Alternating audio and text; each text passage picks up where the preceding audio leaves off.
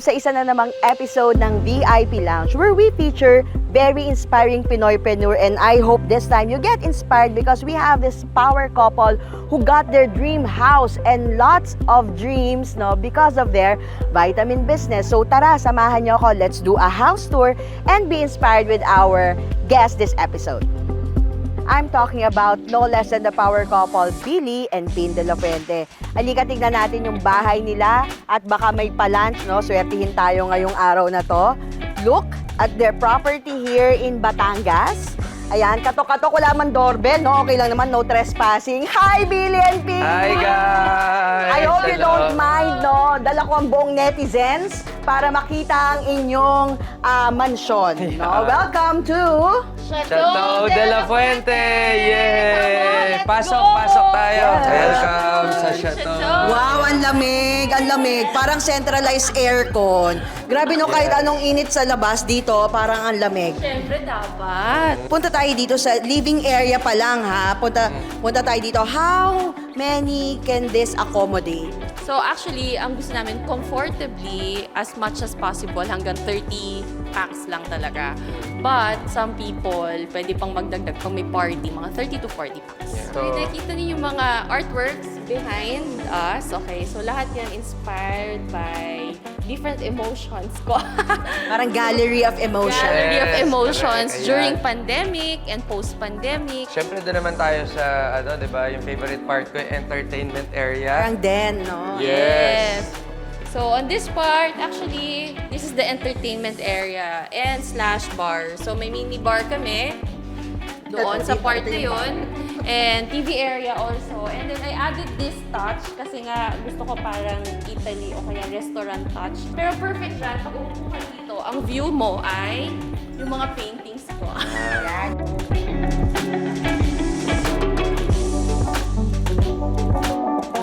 We opted to have a smaller table para mas intimate. As you can see, just to share with you guys, yung interiors natin is more on Mediterranean style. So, hindi lang siya pang family sa Yes. bonding, pero pang sports. Umupo tayo, experience Yes. natin. O, di ba? Sa mga mahalaman. Itong pool na to na design, pwede rin silang pang bata. So, ayan, less than a feet. And then, 3 to 4 feet yung dun sa pool. Ito naman yung kitchen. But this part here is the outdoor toilet and bath para sa mga gusto mo nang mag-swimming or gustong mag-shower before going to the swimming pool. So this is where we do our bonfires. Ang pinaka-favorite part ko dito, itong court. Basketball. Itong court na to, half court. Etong shot na to, fade away. Yeah. Pag na-shot ko to, magpe-fade na ako. Wag. Ayan, Go, sige, Joy! testing natin, ha. Para kay Oliver. Iyon! Oh! Yeah! So, isa sa pinaka-inaabangan at pinipicturean ng mga guests at nagpupunta dito sa bahay is to design yung labas na pang-design ng bahay. So, eto yan. So guys, ito naman part na to, yung favorite ko na mag-tea, Kasi makita nyo, yung dagat, yung trees, and then yung landscape, sobrang nakaka-relax, yung hangin, Kaya perfect spot for relaxation. Tara, pasok tayo sa loob.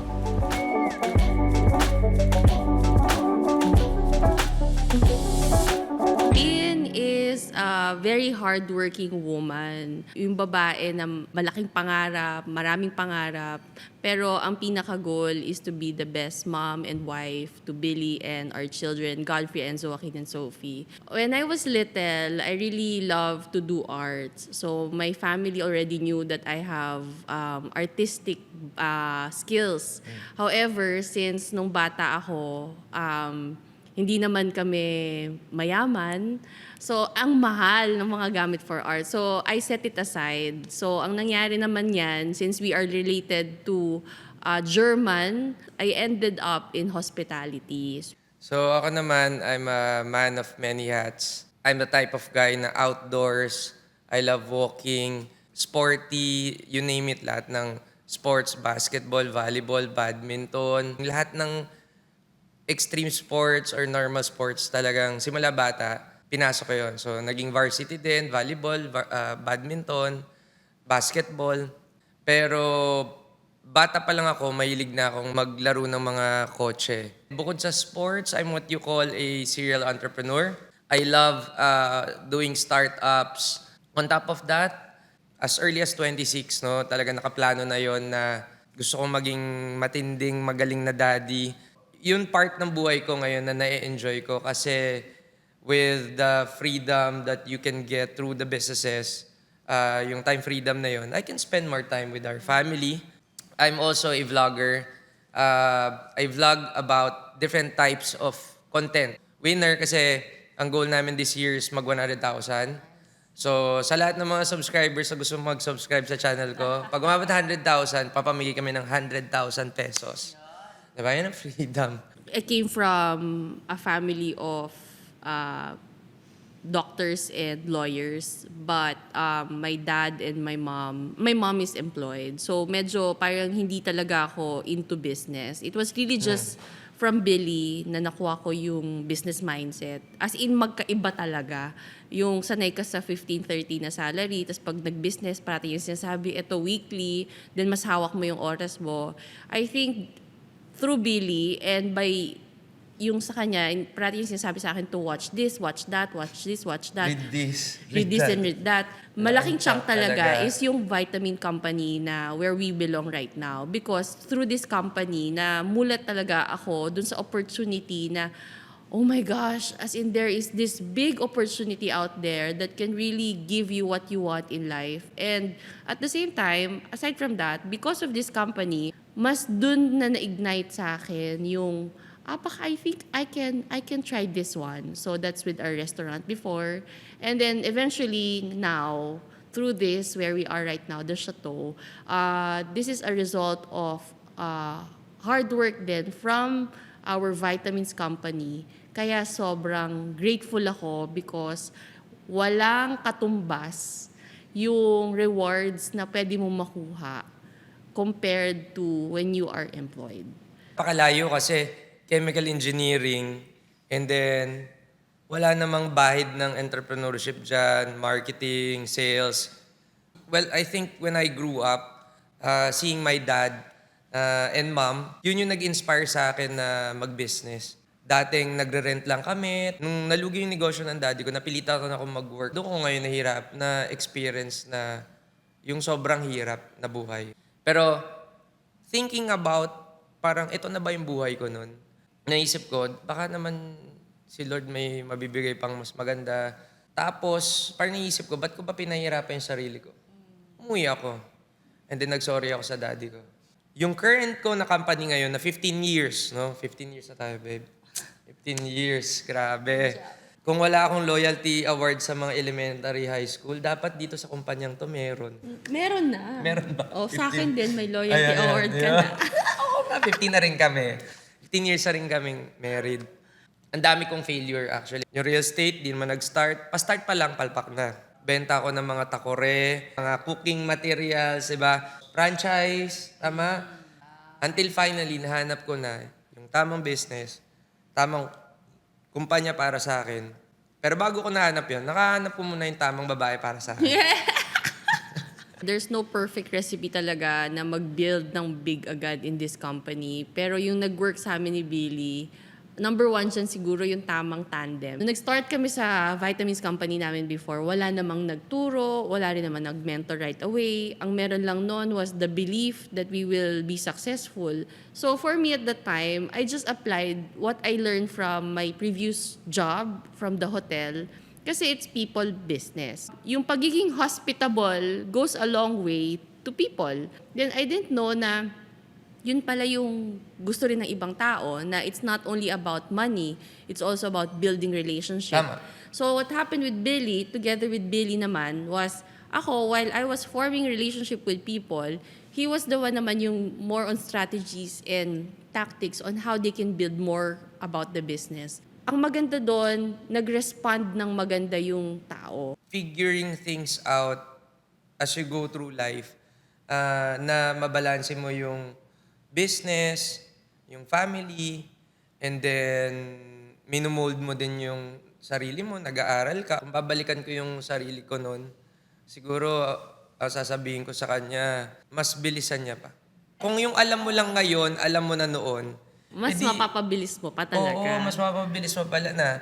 Siguro yung isang payo ko sa sarili ko, pwede ko sabihin na genius kapag yung natutunan mo mahalin, yung mga bagay na dapat mong gawin. So every time na kung ganun yung mindset mo, willing kang matuto, edi lahat yung resulta mo mas magiging mas mabilis. Na-realize ko na we are so privileged and so blessed to have this kind of business, the vitamins business, because meron kaming nakita dito na hindi nakikita sa iba. That is leverage. So, ang maganda for 15 years namin ni Billy, trinabaho namin siya for continuously 10 straight years na may onting short breaks in between, okay? But then, nung nag-pandemic, that was the time I got pregnant with our baby girl. That's the time parang the world stopped, nag-transition to online. While everybody was so busy transitioning and nagkukumahog sila on what's gonna happen, we were actually just living our life. That was the time na parang wala kaming iniisip, hindi kami bothered, hindi kami namumroblema kung may papasok ba, may pagkain ba kami, may panggastos ba kami, may pambayad ba kami. Wala. So, doon ko na-realize na sobrang laki ng difference nung company namin because in this company, aside from it's international and it pays us in dollars, okay, yung leverage mo with people, yun yung hindi matatawaran ng iba eh. So, ang maganda dito sa amin, yung business na to, as long as kahit papano you touch base little by little, it will still continue to move forward. So, ang maganda dyan, compared to the traditional, 100% you have to give your effort. Pag hindi mo binigay, wala. Kaya yun pa lang, winner na siya. Kaya sabi ko parati kay Billy, sabi ko, B, kailan mo ba ilalabas yung pagiging dragon mo talaga? Kasi parang sinasabi niya sa akin na hindi mo pa nakikita yung talagang kaya kong ibigay. So just imagine, 10-star, di ba? Nag-10-star kami in this vitamin company nang hindi pa lumalabas yung pinaka-dragon. So just imagine what more kapag ka nalabas na. Pangarap ko talagang mag-retire at the age of 40. Hindi ko siya nagawa kasi nga, sa ganda ng business, nakapag-retire ako sa 37. So, na-decide kami mag-retire, 37, January, March naman, tumama yung pandemic. Sabi ko, testingin ko nga kung talagang yung promise ng company na to, passive income, pwede. Magandang blessing talaga ni Lord yung company. Actually, itong chateau, tawag namin, the house that... Vitamins, Bill. Yun. Ibang level na ma-experience mo yung 100% time freedom, tapos may perang pumapasok na kung tutuusin, di ba, parang ito yung blessing na ang hirap-hirap ng buhay noong time na yon, pero hindi namin pinoblema yung pera during the time of crisis. Bago namin ma-experience tong lahat ng sarap ng to, naghirap muna kami ng sobra-sobra. Bukod doon sa business aspect o yung financial, ito yung sobrang nakita ko na, alam mo yun, sobrang winner, na mabilis kami nakakatulong. So nakaka-empower kami ng mga tao, hindi lang sa pag-aayuda. Although meron kami, like isa sa pangarap namin yung magkaroon ng scholarship, di ba, Beb? Yes. Meron kaming 10 kids na pinag-aral, tapos meron kaming isang policewoman na graduating na 2 years from now. So, maganda. Pero yung isang gusto kong aspect ng negosyong to is yung sinabi niyang leverage ng mga tao. Dito, yung nakita kong maganda dito, walang requirement. Ang requirement lang siguro basta dapat may pangarap ka. Tapos willing ka matuto. So pag pinag-aralan mo siya, yung mahirap, dadali. Pag dumali, may resulta ka. So hindi lang nga magic. It would take weeks, months, years. Depende dun sa tao kung gaano ba siya kabilis gumalaw. Marami nagtatanong kasi, ba't gaano ba kabilis ako pwede mag-successful dyan? Sabi ko, abay, ewan ko sa'yo, gaano kabilis gumalaw? Kasi kung mabagal ka naman, edi matagal. Kung mabilis ka, edi mabilis din. At the end of the day, ikaw pa din yung kailangan mag-decide whether gusto mo siyang subukan. Parang ngayon, post-pandemic, uso na maging entrepreneur. Hindi na siya mindset. Ngayon, part of life. Just to give you an idea, this chateau is a 948 square meter property, a minute walk from the beach, and inside a very private residential village in La Ia, San Juan. So, nung pre-project namin to, it was actually during pandemic. So, sino mag-aakala na kung kailan pa pandemic, dun pa namin siya pre-project. So, kaya ko siya naging project, it's been close to my heart dahil nga ang first love ko before was hospitality.